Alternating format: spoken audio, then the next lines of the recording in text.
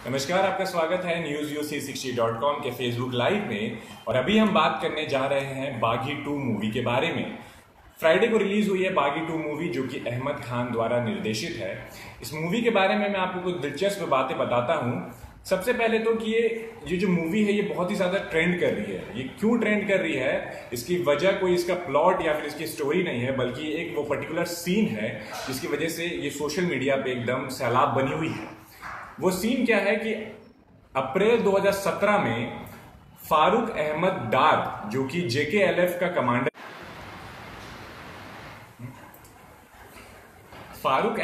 जो कि जेकेएलएफ के कमांडर थे, उनको मेजर गोगोई ने अपनी जीप में बैठाकर ह्यूमन शील्ड की तरह यूज करके पूरे कश्मीर में घुमाया था, जिसके वजह से देश में तो बहुत ही ज्यादा इसके बारे में खुशियां मनाई गई थी कि टेररिस्ट के साथ ऐसा ही बर्ताव करना चाहिए। लेकिन वर्ल्ड लेवल पे कहीं ना कहीं ह्यूमन राइट वायलेशन का जो ठप्पा है वो लगा था हमारी कंट्री के ऊपर। लेकिन अब हम बात करेंगे इस मूवी की सक्सेस के बारे में। शुरू के 3 दिनों में इस मूवी ने 73 करोड़ का बजट, मतलब जो 73 करोड़ की जो कमाई है वो कर ली है। हालांकि फिल्म क्रिटिक्स की तरफ से इसको इतने अच्छे रिव्यूज नहीं मिले थे। पद्मावत से अगर हम इसको जोड़े तो पद्मावत जब रिलीज होने वाली थी तो देश में पूरा हड़कंप मचा हुआ था, जगह जगह पे दंगे हो रहे थे। लोग आकर के करनी सेना के जो जितने भी वहां पे समर्थक थे वो आकर के ट्रक जला रहे थे, बसों को जला रहे थे, सब कुछ धरना प्रदर्शन कर रहे थे। लेकिन उतने आउटरीच के बाद भी पद्मावत मात्र पहले दिन में 19 करोड़ का बिजनेस कर पाई थी। और बागी 2 तो एक साइलेंट किलर की तरह साबित हुई है।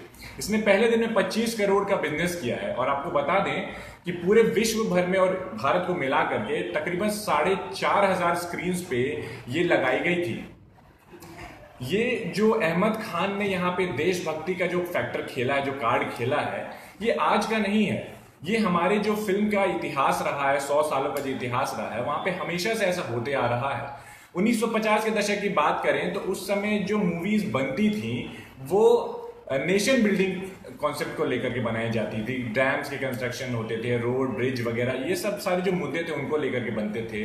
वहीं 1970 की अगर हम बात करें तो वहां पे जो देश था वो उबल रहा था, देश में आक्रोश था, देश में जो युवाओं के अंदर जो भी जुनून था उसको दिखाने के लिए angry young man Amitabh Bachchan सामने आए और उन्होंने अपने पर्सोना और उनका जो एक तरीका था बोलने का, उससे पूरे फिल्म फ्रेटर्निटी को उस तरीके की फिल्में दी जो लोगों की मानसिकता के साथ खेलती थी।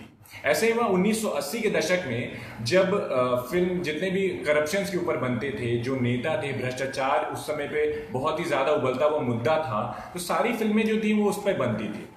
ऐसा ही कुछ अभी बागी 2 में भी देखने को मिला है। देश में अभी फिलहाल जो माहौल चल रहा है वो देशभक्ति का है और हर जगह देशभक्ति की बातें हो रही हैं। लेकिन यहाँ पे एक बात मैं वो क्लियर कर दूं कि ये जो देशभक्ति है ना, वो हमारे देश में बस इतनी छोटी सी आइडियोलॉजी है कि किसी देश के विरुद्ध अगर हम कुछ कह दें, किसी देश को हम अपमानित कर दें, किसी देश के लोग को हम कुछ कह दें तो हम बड़े नेशनलिज्म है, हमारे अंदर बहुत ही ज्यादा राष्ट्रवाद है। मैं तो ये भी कहना चाहूंगा कि अगर पाकिस्तान नहीं होता तो हमारे देश में तो ये नेशनलिज्म वाला कॉन्सेप्ट ही नहीं होता। लेकिन खैर छोड़िए, फिल्म की बात करते हैं। इसमें जो बॉलीवुड मसाला है उसकी बात करते हैं। फिल्म का प्लॉट और स्टोरी जो है उसके बारे में हमने पिछले कुछ आर्टिकल्स में आपको रिव्यू भी दिए थे। लेकिन मैं आपको एक बात बता दूं कि ये फिल्म ठीक है, बिजनेस कर रही है, लेकिन एक्चुअल फिल्म की जो कॉन्सेप्ट होती है, जिस तरीके से फिल्में बनाई जाती हैं, उसको ये कहीं से डिफाइन नहीं करती है। ऐसी रोचक बातें हम आपको बताते रहेंगे। देखते रहिए newsyuc60.com। धन्यवाद।